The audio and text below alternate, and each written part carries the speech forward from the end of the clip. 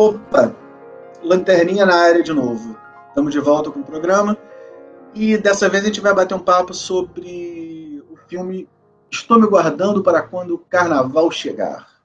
Esse belíssimo título já traz umas surpresas dentro dele mesmo. Não vão fazer spoiler porque você pode não ter visto, mas é um documentário e é um documentário brasileiro, e é um documentário brasileiro de 2019. Então ele é bem recente e trata do tema do trabalho precário, da nossa relação com o trabalho hoje, a partir de uma cidadezinha no interior do Nordeste, no Agreste, na verdade.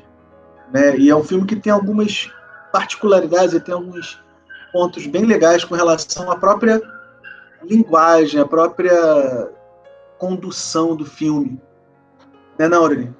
Antes de mais nada, falar do filme, né? Eu não tinha assistido quando o Roberto ele propôs, e foi muito interessante porque, embora seja um documentário, ele traz algumas nuances diferentes daqueles documentários tradicionais que a gente está acostumado a assistir. Né? É um filme que tem uma estrutura narrativa que se aproxima muito da ficção, embora seja um documentário, embora seja um filme que fale sobre algo real e muito real, mas é um filme que motiva a gente a fazer reflexões ao passo das informações que são oferecidas ali. Além disso tudo, né, algo me ocorreu muito ao assistir o filme, né, muitas vezes, que é a ideia de que cinema é som e movimento. Né? Som e movimento. Sem som e sem movimento, você não consegue, né, desenvolver o cinema. Estou me guardando para quando o carnaval chegar, eu acho que sintetiza essa expressão de maneira brilhante, né, de maneira extremamente brilhante. É um filme que, através do som, ele é capaz de te emocionar, ele é capaz de te deixar extremamente irritado, incomodado. É um filme que faz com que você reaja a todo momento, a cada cena, a cada conversa, né, a cada entrevista que é feita, a cada fala, a cada expressão facial. Né, você fica realmente muito mexido, e eu acho que, além de ser um filme que traz uma reflexão muito importante, ou muitas reflexões muito importantes, eu considero esse filme uma grande experiência sensorial. Né?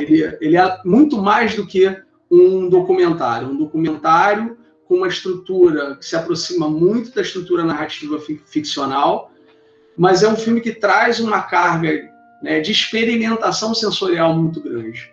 Então, difícil de você assistir e não ser motivado a refletir, a não ser motivado, a não ser levado a pensar em tudo aquilo que o diretor traz, né, como proposta de debate a partir dessas experiências sensoriais. E é muito louco que algumas vezes parece que o som é um personagem, né? O som da chuva, que é o som da chuva, que é o som, o que são aqueles sons que ele repete várias vezes, né, da fábrica, da dinâmica da fábrica. O som e o silêncio, os sons da coisa repetitiva, dinâmica, e ele deixa o som, muitas vezes, só o som. A imagem meio fora de foco, a imagem meio difusa, uma certa confusão, e aquele som te conduzindo. Isso é de uma sensibilidade muito, muito apurada. Foi muito feliz, né, o Marcelo, quando ele colocou isso no filme, quando ele fez essa escolha de trabalhar com o som nessa perspectiva. E, ao mesmo tempo, passa, pelo menos para mim, né, passou uma ideia de... Não sei nem se é uma ideia, você falou de sensorial, né? Trouxe para dentro da história. Ele me trouxe, esses sons foram me levando para dentro da própria narrativa. Eles foram me levando para dentro do argumento, da condução do argumento. Isso é uma coisa que a gente para, quer dizer, eu já vi algumas vezes o filme, né? E é impressionante como é que eu fui me dando conta depois de como o som foi me levando. Porque primeiro ele foi levando, e eu estava muito preocupado com as informações que ele colocava, né, com o debate que ele estava trazendo. E aí depois é que eu fui percebendo como que aquele som, naquele momento, ele foi me fazendo pensar de certa maneira aquilo que ele queria passar. Parece um papo meio maluco que eu estou levando, mas é algo que quando a gente vê o filme, isso fica mais claro. Essa condução, ele vai conduzindo a gente, um documentário que vai conduzindo a gente, assim como filmes, que são dramas e tal, nos levam de acordo com a identificação, com a história, com o personagem, e ali o som tem um papel fundamental para isso no documentário. Isso é fantástico. Eu até não acho que é papo maluco, não. Né? O som no documentário ele não é, de forma alguma, uma alegoria estética, de forma nenhuma. Né? Ele é um personagem, sim. O som é um personagem. Né? O som da vida daquelas máquinas, né? É quando a gente entende, né, o funcionamento, né, das máquinas. Para quem não assistiu o filme, a narrativa ela tenta mostrar um pouco do cotidiano de pequenas fábricas de jeans na cidade de Toritama, no Agreste de Pernambuco. Dentro dessas fábricas existe uma rotina, e eu acho que a melhor forma de mostrar para a gente essa rotina, e obviamente fazendo um paralelo com a proposta, que era discutir a precarização do trabalho, o som é fundamental. Né? O quão estressante pode ser aquilo ali. O quão estressante é aquilo ali, e muitas das vezes, como a gente naturaliza, né, isso, não vendo necessariamente um grande problema, não vê muitas das vezes o som como um fator de estresse. Então, assim, ele consegue levar a gente para dentro da fábrica e mostrar o quão estressante é aquilo ali. Por exemplo, um dos momentos desse filme, né?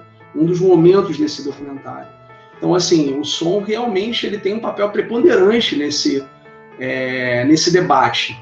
Né? Ele é personagem, ele é linguagem, ele é roteiro, ele é tudo que a gente possa imaginar. Ele é movimento também, ele também é movimento, ele se confunde com a questão do movimento, que é um outro detalhe importante, né, que o filme nos traz, né, e aí isso eu deixo até para que as pessoas assistam ou revejam e tentem, de certa forma, fazer essa experimentação sensorial que eu acabei fazendo, mas eu acho que o som e o movimento eles se confundem de uma maneira muito, muito bela, né, em meio a uma situação bastante caótica até daquelas fábricas, né, daquelas pessoas que vivem, né, naquelas condições extremamente questionáveis que o filme nos apresenta, nos mostra, né?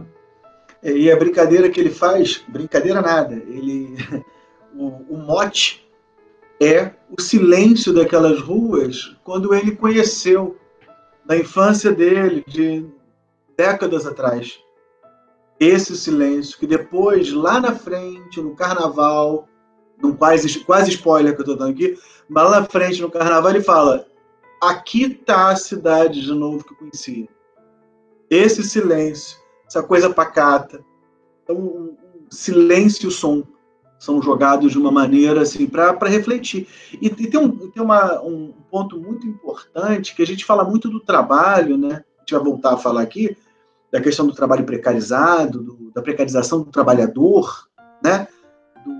Não da pessoa, mas do sujeito trabalhador, né? Do trabalho em si. Mas tem um dado ali que ele toca no filme que eu acho que é fantástico, e tem a ver com essa história do som que a gente vai se acostumando. A gente vai se acostumando com o barulho, a gente vai se acostumando com o som ensurdecedor das fábricas e coloca algumas vezes só um tampão no ouvido, porque aquele ali é o limite do biologicamente insuportável, digamos assim, né? Questão de saúde. Mas ele faz esse estranhamento, isso aqui era silêncio. Me parece, aí só perguntando para o diretor, para o Marcelo, né? Mas me parece que o que está no fundo da discussão não é uma discussão geopolítica ou da sociologia do trabalho, quer que seja, que é muito importante, que está ali. Ele vai no cotidiano da coisa e mostra, ó, tá tudo aqui. Tudo que vocês estão discutindo está aqui. Tudo que a gente está denunciando está aqui. Essa globalização está aqui. Mas tem um outro elemento que é muito importante, que esse contraste do som, do silêncio de antes e dessa confusão de hoje mostram, que é como a gente vai se acostumando, naturalizando, achando que é normal, que a vida é assim e que as coisas são desse jeito. Esse documentário, ele me lembrou muito, e aí é um pequeno livrinho da Ana Maria Gonçalves, Um Defeito de Cor. Quando eu li esse livro, eu estou acabando ele, não terminei ainda, estou degustando, na verdade. Esse livro é a história da que índia e tal, que sai da África e vem escravizada ao Brasil, enfim. O Brasil do auge da escravidão, né? E aí, uma coisa que chama muita atenção no livro é como que ela constrói essa história toda da Índia, mas como que ela ambienta um Brasil onde essa relação degradante de escravidão era algo muito normal. Era algo muito normal. Sabe, isso não suscita uma revolta. Não, nada disso. É algo muito normal, as coisas mínimas. As coisas mínimas. E na hora, quando eu revi o filme, quando a gente estava conversando sobre ele, me veio isso à cabeça. Como que nós passamos a achar certas coisas muito normais, principalmente ligadas a trabalho. Como que nós passamos a achar que certas relações que são altamente degradantes são normais, ou então não tem jeito, isso é assim mesmo, né? O mundo é assim, você que está querendo pensar diferente. Como que a gente parou de estranhar, de achar esquisito isso, achar que tem alguma coisa errada, né? Achar que tem alguma coisa errada, isso não é para ser desse jeito, isso está atingindo a vida.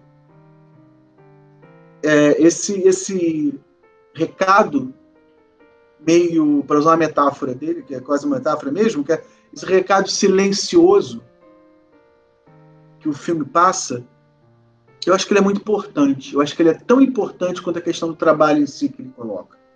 E é interessante, né, porque quando você fala em recado silencioso, né, é um grande jogo com a proposta, né, de se propor um debate a partir do som, a partir dessa experiência sensorial, né?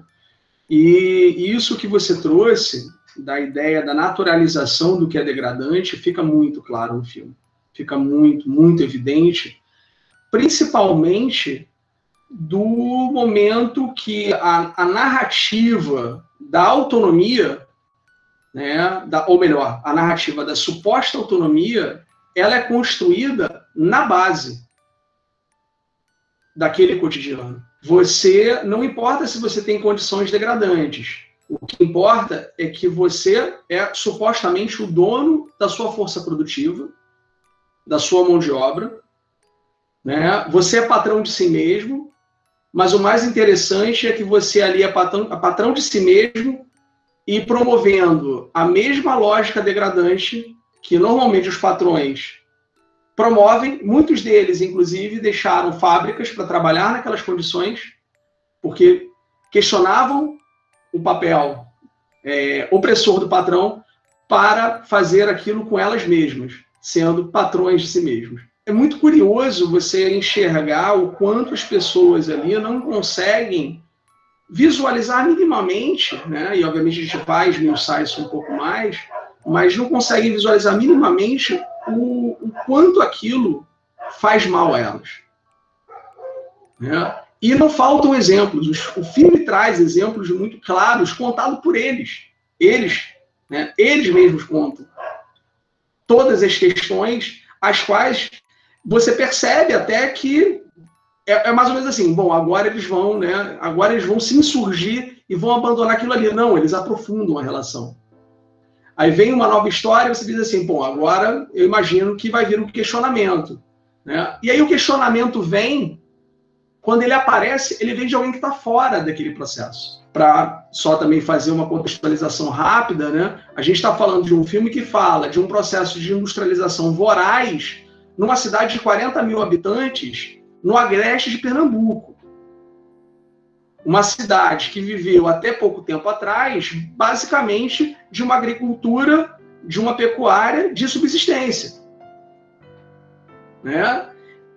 Simplesmente larga-se esse modelo, não entramos aqui no mérito de dizer se ele era melhor, se era pior, não é, a discussão não é essa, mas, enfim, abandona-se esse passado, inclusive apaga-se isso, né? E aí a gente pode até retomar um pouco da discussão do programa passado sobre memória, apaga-se isso para viver uma nova rotina e a única pessoa que, ou as duas únicas pessoas que questionam são as duas pessoas que negaram esse processo.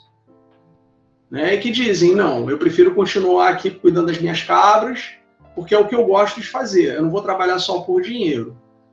E até o argumento que é usado para se aceitar aquilo é que a gente pode ficar rico. Só que esse dia nunca chega. E aparentemente esse dia jamais vai chegar. Ou eu até diria, para essas pessoas esse dia jamais vai chegar. Porque a estrutura ela não é favorável a que essas pessoas, né, acumulem a ponto de ficarem ricas. Embora isso, em alguns momentos do filme, seja colocado, inclusive, como sonho deles. Sonho daquelas pessoas que trabalham em condições completamente degradantes para produzir jeans. Calças jeans, jaquetas jeans. E até antecipando uma informação importante, essa cidade, Toritama, ela é... Eu não sei exatamente a posição dela, mas eles produzem algo em torno de 20% da produção nacional de jeans. Uma cidade de 40 mil habitantes no agreste nordestino, no agreste de Pernambuco. É que você fala no filme, né? Tem um cara que fala no filme isso, né? Coloca essa porcentagem, fala com muito orgulho, né? Quanto que dentro da produção nacional, quanto que é. E quando a gente fala assim, produção nacional, isso é um bolo. A produção disso é um bolo. Só que o filme toca lá na ponta, né? Toca lá no cotidiano, nas casas que mudaram para atender, para produzir o jeans. As casas que mudaram, as pessoas que se transformam em colocadoras de fechaclé, colocadoras de bolso, colocadoras de botão. E é uma fragmentação muito louca, porque cada pedacinho desse é contabilizado, as pessoas entendem que vão receber por aquilo que estão fazendo, e essa é uma mágica bacana, né, para usar um nome de mágica, mas não precisa nem falar mágica, é uma perversidade bacana, que é assim, não é o tempo. Você pregou o botão, você recebe por ele. Tá material aquilo ali. Recebe lá 5 centavos, 3 centavos, e você, quanto mais pregar, você mais vai ter. Então isso é justo. A ideia de que é justo, de que você está vendo o que você vai receber. Não é pelo tempo que você está fazendo. Né? Então, dá uma falsa ideia de que você está tendo retorno do seu trabalho dentro daquilo que você... dentro daquilo que a gente entende que pode ser retorno. Até porque ninguém perguntou para essas pessoas exatamente, não vai nem negociar quanto é que vai valer o botão, quanto que o botão vale dentro do conjunto da calça, quanto que seu trabalho está valendo em relação a cada calça que está sendo produzida, quanto está valendo em relação ao conjunto, né, daquelas calças todas. Não. Está ali, ó, é o seu trabalho de pregar o botão. Isso é interessante, desculpa te interromper, porque, inclusive, isso é colocado de forma muito orgulhosa. Trabalhamos por produtividade. Quanto mais você trabalha, mais você ganha. E isso é repetido por quase todas as pessoas que foram entrevistadas. Né? Quanto mais a gente trabalhar, quanto mais tempo a gente ficar aqui, mais a gente vai ganhar. Uma das pessoas entrevistadas, inclusive é essa que fala do Fechecler, diz de maneira bastante simplória, né? Se você fizer 2.000 Fechecler, você vai ganhar, sei lá, R$200. Se você fizer 100, você ganha 20. Partindo do princípio, né, de que provavelmente ela jamais vai conseguir fazer 2.000, né, Fechecler por dia, ela está relegada a esse valor mínimo.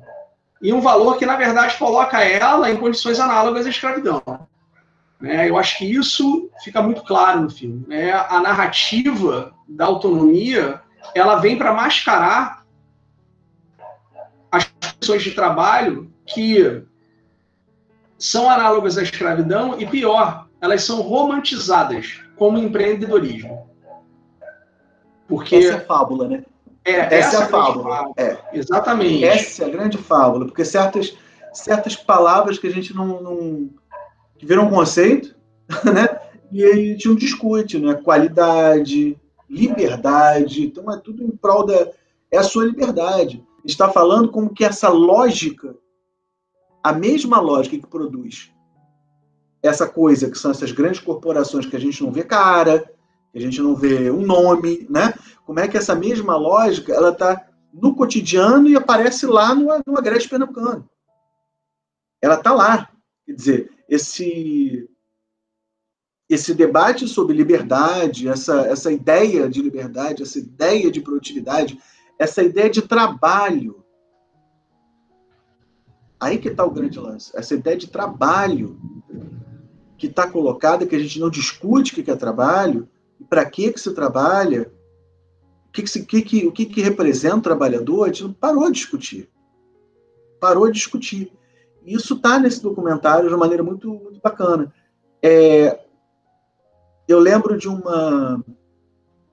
tem uma pesquisadora da USP, né, a Ludmila Bilho, que ela fala de uberização. A gente fala muito de uberização hoje, né? Trabalho uberizado, trabalhador sem, ainda mais hoje, né, em tempos de pandemia, como diria Gregório do Vivier, né, nesses tempos de pandemia. Então aí os entregadores, cada vez mais entregadores, né? As pessoas estão perdendo emprego, cada vez mais entregadores de aplicativos, mas isso não foi inventado pelo Uber. Ela é muito clara, né? Isso é muito bacana. Essa lógica de trabalho precarizado, de um trabalho em que as pessoas são completamente responsáveis somente por si, isso já vem sendo construído há muito tempo. Essa lógica, essa ideia, essa racionalidade já vem sendo construída há muito tempo. Né? Essa relação com o trabalho, que é uma relação que não é trabalho, é emprego. Então a gente fala aí a gente trocou a solidariedade pelo trabalho corporativo ou pelo trabalho associativo, né? Essa coisa do cooperativismo, esse negócio todo. Nós trocamos os laços de solidariedade por isso.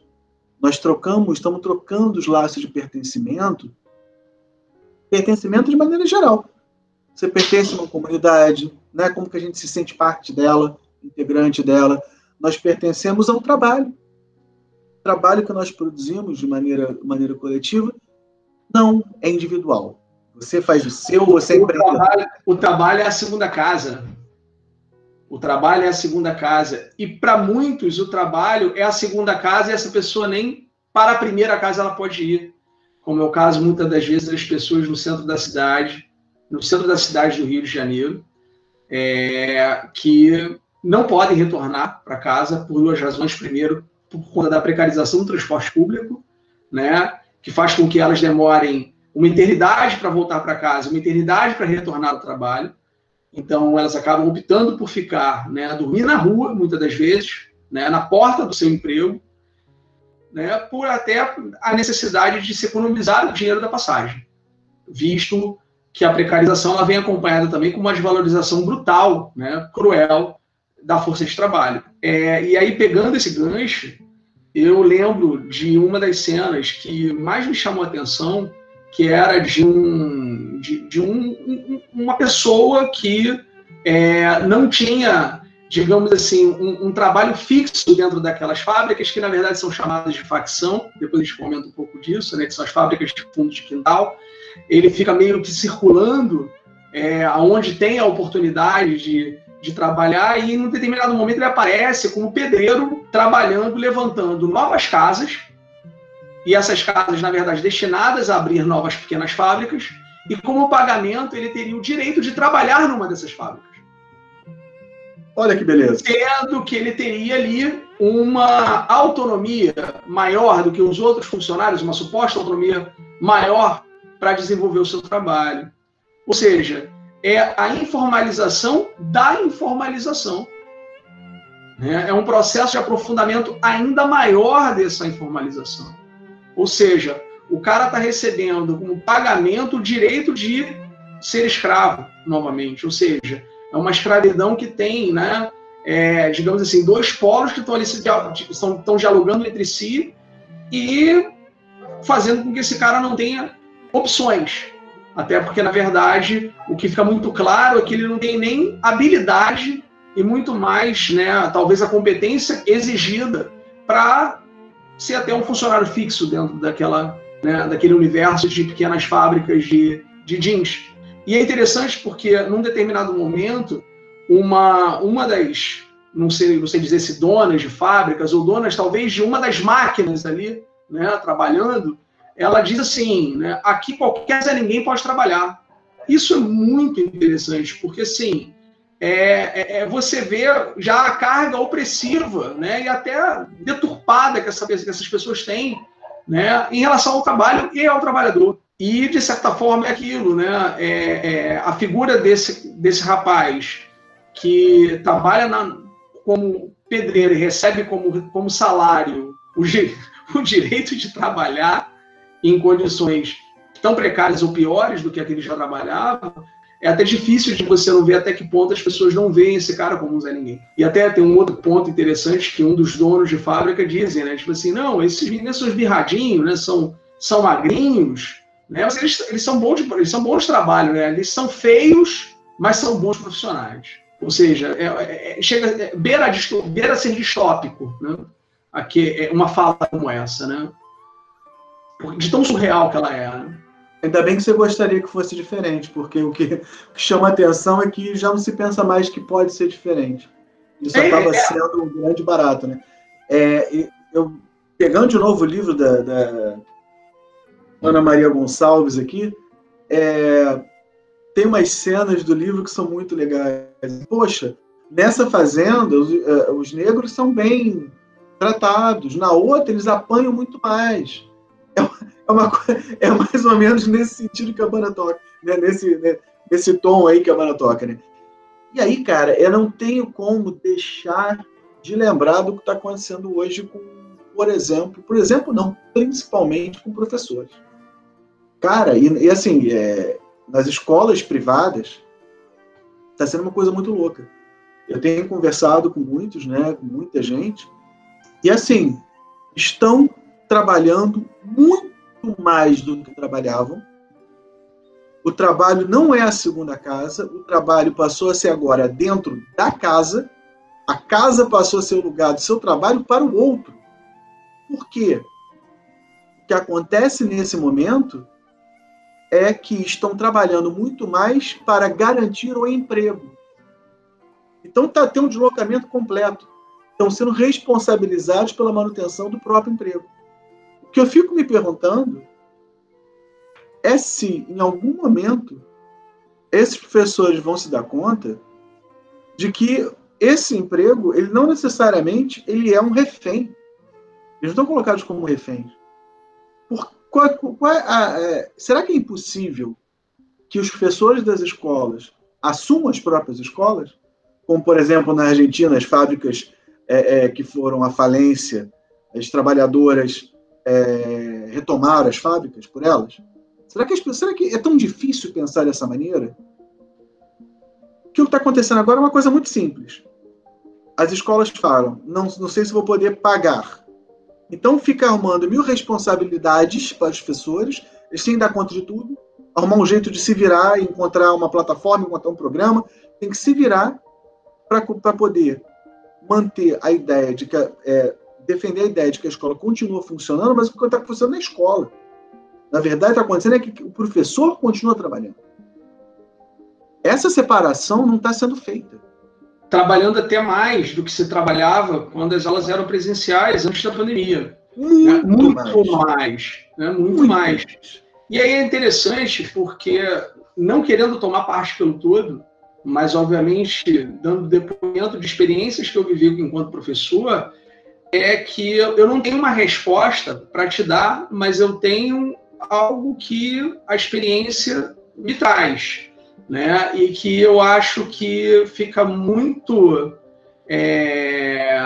claro no próprio filme, quando o diretor, né, que é uma espécie também de narrador da história, ele fala sobre a chegada, né, do domingo, que é o dia da feira, que é o dia em que eles vendem toda a produção de jeans da semana. E eles, reunidos, obviamente, né, quase que num festejo, eles recebem a equipe de filmagem, e eles acham que aquelas pessoas que estavam lá filmando o documentário eram membros de uma TV local, fazendo uma reportagem, o que na concepção deles seria não essencial, mas muito bom para divulgação, né, do comércio local, aquela coisa toda. E quando ele diz, não, nós somos uma equipe de cinema, estamos fazendo um documentário para falar de trabalho, e vai passar no cinema. E ele diz assim, ninguém se interessou em conversar, em falar sobre trabalho. E a minha experiência me mostra, né, infelizmente, que conversar sobre trabalho, nos identificarmos como trabalhador, não é uma coisa tão corriqueira quanto eu gostaria que fosse. Você é um executor, você é um cumpridor. E aí tem uma pedagogia nisso tudo. Não tem como dizer que não tem pedagogia. Esse momento todo está ensinando alguma coisa. O que ensina? Ensina que você tem que cumprir. Que é o que está lá na fábrica. A gente volta lá para as fábricas caseiras, para essa transformação das casas em fábricas, do refeitório em pequena fábrica, né? Então ali é para cumprir. São o sonho de cumprir 2.000 botões no dia, de não sei quantos fecha claro no dia, né? Eu cumpri, o cumprimento. Que no começo do filme aparece de maneira muito legal, no cara, quando ele fala assim, ele é feio, o cara é feio, o outro não sei o que é magrinho, mas é trabalhador. É bom profissional. Bom profissional. É o trabalhador. O que é isso? É o sujeito obediente, o cara que vai cumprir, o cara que, né, antes de mais nada é isso, o que quer que eu mandar, ele vai cumprir. Aqui, ó, vem para cá ajudar a virar essa laje aqui para montar a próxima pequena fábrica, ou a próxima facção. É legal esse nome, facção, né? É a informalidade, né? É a informalidade da informalidade, né? Que a gente até estava discutindo, né? Porque talvez o nome facção, as casas, né?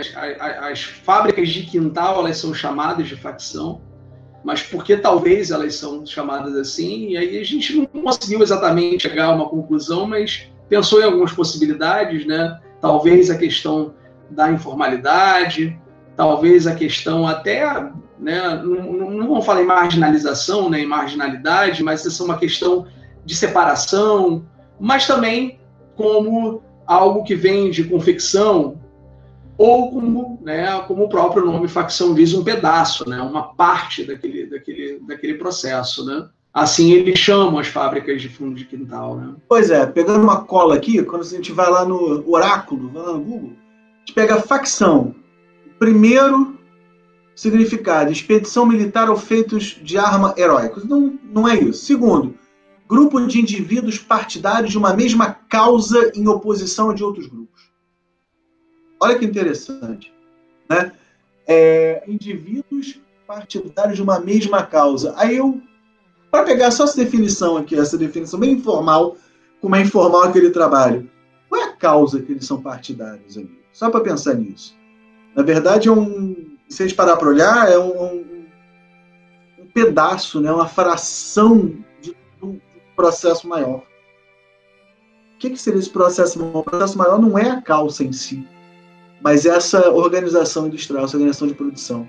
Então, ali é um pequeno pedaço onde as pessoas estão reunidas para uma produção em comum. O que quer que façam? Para obedecer essa causa comum, né? Para obedecer essa produção comum. Então, é bem significativo isso.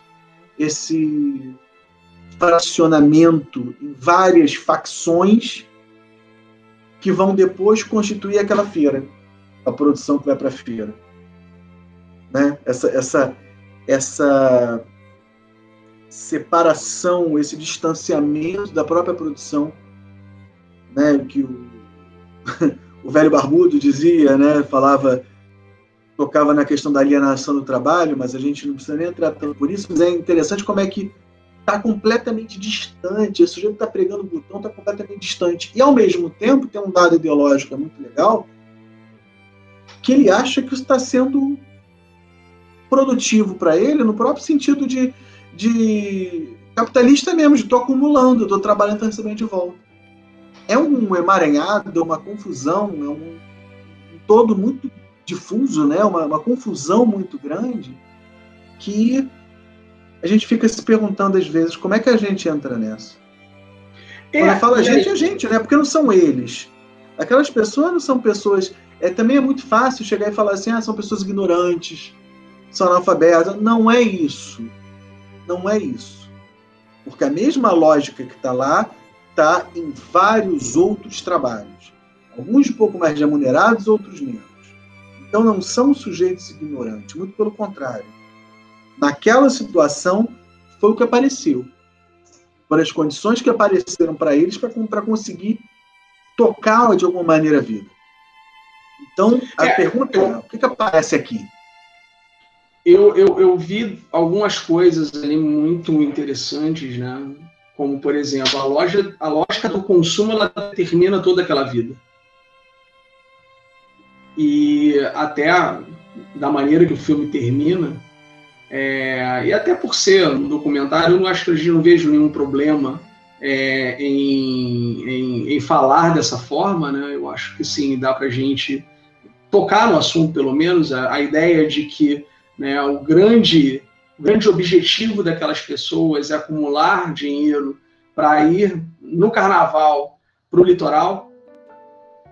Mas, enfim, uma coisa que me chamou muita atenção é quando eles falam, por exemplo, aqui nós somos donos. Aqui nós ficamos o tempo que a gente quiser, mas a gente fica o dia inteiro. Mas a gente fica o dia inteiro porque se a gente trabalhar mais, a gente ganha mais. E se a gente ganhar mais, a gente vai ter mais. Só que essa conta não fecha. Porque esse mais nunca se apresenta, né? Porque não é para fechar. Exatamente, fato. Mas ele nunca se apresenta.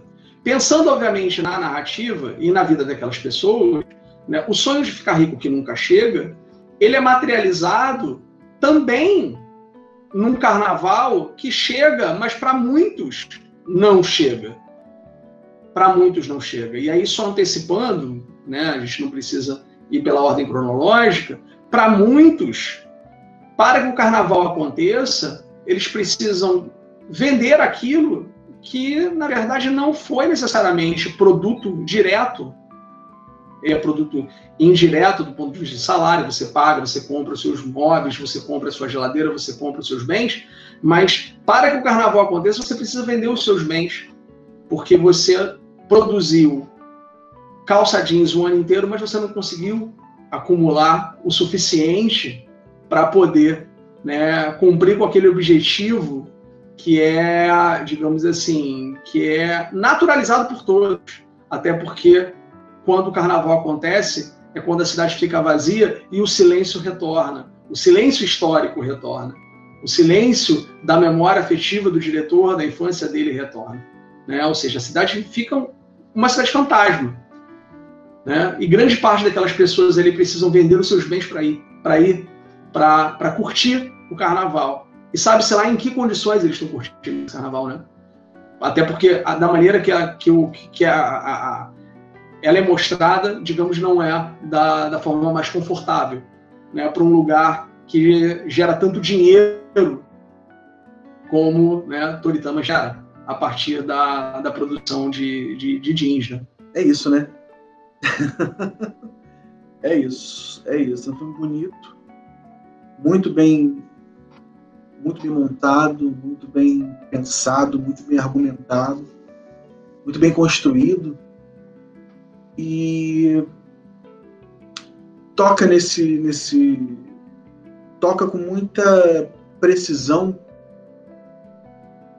numa questão que é o que nós estamos fazendo afinal, né? Que emaranhado nós estamos, né? O que esse trabalho que é a nossa vida, ou nossa vida para o trabalho, né? Onde é que está nessa situação toda? O que nós estamos fazendo com tudo isso? Para mim é uma pergunta que ele deixa no ar. Não é mais do que qual é a saída. Porque não é qual é a saída. Antes de saber procurar qual é a saída, acho que a gente precisa pensar o seguinte: o que nós estamos fazendo e para onde nós queremos ir, para poder pensar qual é a saída. Acho que é esse que é o dado que ele coloca. Acho que essa é essa pergunta que ele deixa, pelo menos me deixou fazer. Foi essa pergunta que ele me proporcionou, né? Que ele me levou a fazer ao final do filme. Qual foi a pergunta, Arini? O que ele deixou você pensando ao final? Para mim o filme ele traz um questionamento que eu faço há muito tempo, né? E quem me conhece mais, digamos, de forma mais aproximada sabe que uma das minhas maiores tristezas é não ver como o trabalhador não se enxerga como trabalhador, né? Ele aceita a condição de empregado e segue a vida. Então, assim, e nem entro na perspectiva revolucionária, né? Você me lembrou do Hélio Barbudo, enfim. A ideia nem é essa. É a ideia de que você tem realmente uma força de trabalho, que essa força de trabalho tem um valor, e hoje a gente está discutindo valor baseado na ausência de algo, de princípios básicos, de respeito, por exemplo. O trabalhador não é respeitado. O trabalhador não é respeitado, e eu acho que a coisa fica mais grave quando a gente vê o trabalhador não se respeitando, porque justamente ele aceita esse outro lado. Então, assim, muito mais do que uma pergunta, ele reforça, e também me deixa, de certa forma, até bastante aliviado de saber que esse debate ele vai para uma plataforma como a Netflix, por exemplo. Esse debate está colocado por um diretor brasileiro que vai trazer uma realidade desconhecida, acho que da grande maioria das pessoas, né, da esmagadora maioria das pessoas, mas ele traz, né, uma realidade que, obviamente, como você falou, já foi discutida em outros documentários, foi exaustivamente debatida em livros, e isso mostra o quanto, na verdade, a gente ainda precisa continuar debatendo, a gente precisa continuar discutindo, né? Eu, por diversas vezes, ouvi, sim, colegas desconstruindo de maneira natural, né, a ideia de ser um trabalhador. Quase que me narrando a letra de Comportamento Geral do Gonzaguinha. Para falar a verdade, né, é engraçado, né? Parece aquelas esquetes de humor, né? Às vezes eu vou conversar com alguns colegas ou com alguns trabalhadores e aí eu começo a ouvir ele falar, vem a música na minha cabeça, a música começa a tocar, né? Você merece, tudo vai bem, tudo legal. E, enfim, e aí a gente aqui, exaustivamente, tentando trazer essas pessoas para o debate, que eu acho que é fundamental, o debate pedagógico, né? O debate também pedagógico, a gente, né, quer promover essa reflexão para que as pessoas se reconheçam dessa forma, até para entender, e obviamente, né, por experiências pregressas, de que é muito melhor. Você, pelo menos, começa a reduzir as situações, nas condições degradantes às quais nós somos colocados, nós somos impostos, né? E até interessante, porque eu percebi em algumas falas no filme a legitimação daquela condição degradante em comparação a situações ainda mais degradantes. E isso é surreal. Como eu vou agradecer que eu estou aqui em uma situação degradante, porque tem alguém que está pior que eu. E eu ouço isso com muita frequência. Ou seja, essa realidade está posta independente do setor, independente do segmento, independente do nível. É uma realidade do mundo capitalista. Então, assim, eu acho que muito mais do que uma pergunta, ele me motivou a continuar pensando, a continuar debatendo o trabalho, debatendo, né, o trabalhador, principalmente. Eu sempre reforço isso, né, muito mais do que discutir o trabalho, a gente tem que discutir o trabalhador. E é isso, eu acho que o filme ele tem uma coisa genial aí, que é justamente em meio a um sistema de streaming exclusivamente de entretenimento, semear, né, botar a sementinha de um debate tão importante quanto esse que a gente está fazendo hoje aqui. Então é isso.